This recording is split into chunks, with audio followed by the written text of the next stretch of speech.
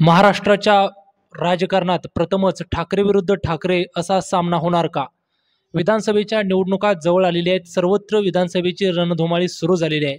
विधानसभेची निवडणूक दिवाळीनंतर होण्याची शक्यता दाट असली असतानाच महाराष्ट्राच्या राजकारणामध्ये सध्या ट्विस्ट निर्माण झालेला आहे. महाराष्ट्र नवनिर्माण सेनेचे अध्यक्ष राज ठाकरे सध्या महाराष्ट्राच्या दौऱ्यावरती आहेत. अत्यंत महत्त्वाकांक्षी अशी मनसेची नवनिर्माण यात्रा सध्या महाराष्ट्रामध्ये फिरते आहे. मराठवाड्यानंतर सध्या ते विदर्भाचा दौरा करत आहेत. पत्रकार परिषदेमध्ये बोलत असताना त्यांनी असं म्हटलं की या विधानसभा निवडणुकीमध्ये मी मुख्यमंत्री एकनाथ शिंदे त्याचबरोबर देवेंद्र फडणवीस यांच्या विरोधामध्ये उमेदवार देणार आहे. त्याचबरोबर वरळी विधानसभेमध्ये सुद्धा माझा उमेदवार असेल. त्यानंतर महाराष्ट्राच्या राजकारणामध्ये खळबळ निर्माण झालेली आहे. मनसे अध्यक्ष राज ठाकरे यांचे पुतणे आणि शिवसेना प्रमुख उद्धव ठाकरे यांचे चिरंजीव युवा नेते आदित्य ठाकरे यांचा वरळी मतदारसंघ सद्यस्थितीला सेफ मानला जातो.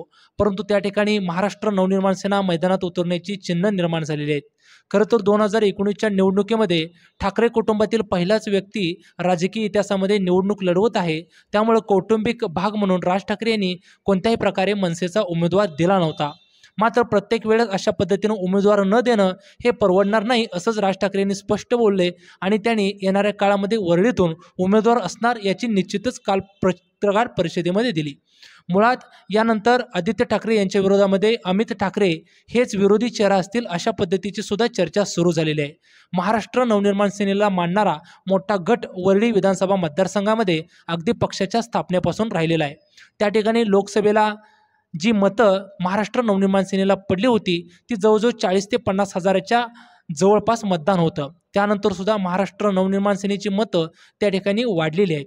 त्याचबरोबर उद्धव ठाकरे यांचा जो पक्ष आहे तो पक्ष एकनाथ शिंदे यांच्या बंडखोरीनंतर सद्यस्थितीला संघटना आणि संघर्षाला सामोरं जात आहे.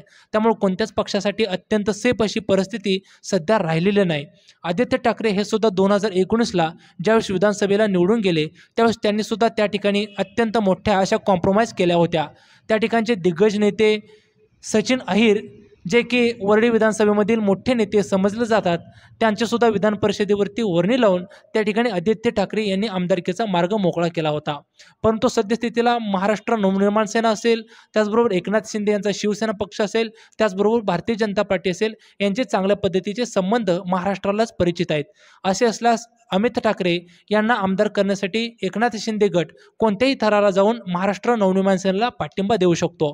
त्याचबरोबर दुसऱ्या बाजूला पाहायला गेलं तर अमित ठाकरे यांचं पॉलिटिकल लॉन्चिंग संसदीय पातळीवरती करण्याची हीच ती योग्य वेळ असल्याचं सुद्धा मनसेच्या कार्यकर्त्यांमध्ये बोलावून त्या ठिकाणी सांगण्यात येत आहे. हे असं जरी असलं तरी अमित ठाकरे यांना सुद्धा त्या ठिकाणी विजय मिळवणं सोपं नाही. त्याचबरोबर दुसऱ्या बाजूला आदित्य ठाकरे यांनी सुद्धा येणाऱ्या काळामध्ये हा मतदारसंघ गृहीत धरणं अत्यंत धोक्याचं ठरू शकतं. कारण महाराष्ट्र नवनिर्माण सेनेचे नेते संदीप देशपांडे, त्याचबरोबर संजय नाईक, त्याचबरोबर संतोष दिरी वर्षानुवर्ष त्या ठिकाणी आपली चाचपणी करत आहेत. त्या ठिकाणी संघटना वाढवत आहेत. गल्ली अगदी कॉलनीपासून ते चाळीपर्यंत महाराष्ट्र नवनिर्माण सेनेचे विचार त्या ठिकाणी पोहोचवण्याचं काम मनसेच्या कार्यकर्त्यांनी केलेलं आहे. त्यामुळं त्या ठिकाणी चांगल्या पद्धतीचा पॉलिटिकल केडर असलेला मतदारसंघ अमित ठाकरे स्वतःसाठी चॉईस करू शकतात. त्याचा सर्वस्वी निर्णय हा मनसे प्रमुख राज ठाकरे यांच्यावरती राहणार असला तरी त्या ठिकाणी सद्यस्थितीला विचार केला तरी कधीही निवडणूक न लढणारे ठाकरे परंतु एकाच वेळी एकामेकांच्या विरोधामध्ये सुद्धा दोन ठाकरे आल्यास हे सुद्धा महाराष्ट्राला आश्चर्य वाटायला नको. कारण सद्यस्थितीला पक्ष आणि आपलं राजकीय करिअर वाढवायचं असेल तर संसदीय प्रवेश करून त्या ठिकाणी राजकारण करणं सर्वच युवक नेत्यांनी पसंत केल्याचं देशाच्या राजकारणामध्ये आपणास पाहावयास मिळतं. असं जर झालं असेल तर अमित ठाकरे विरुद्ध आदित्य ठाकरे असा सामना झालाच. त्या ठिकाणी आदित्य ठाकरे यांच्या तोडीस तोड अमित ठाकरे असा नेता म्हणून सुद्धा महाराष्ट्रामध्ये नॅरेशन मनसे सेट करू पाहते आणि त्यानंतर महाराष्ट्राच्या राजकारणामध्ये ठाकरे परिवाराचा राजकीय प्रभाव आणि त्या संदर्भामध्ये दुर्गामी असे परिणाम झाल्यास त्याच्यामध्ये आश्चर्य वाटायला नको इतकंच नक्की.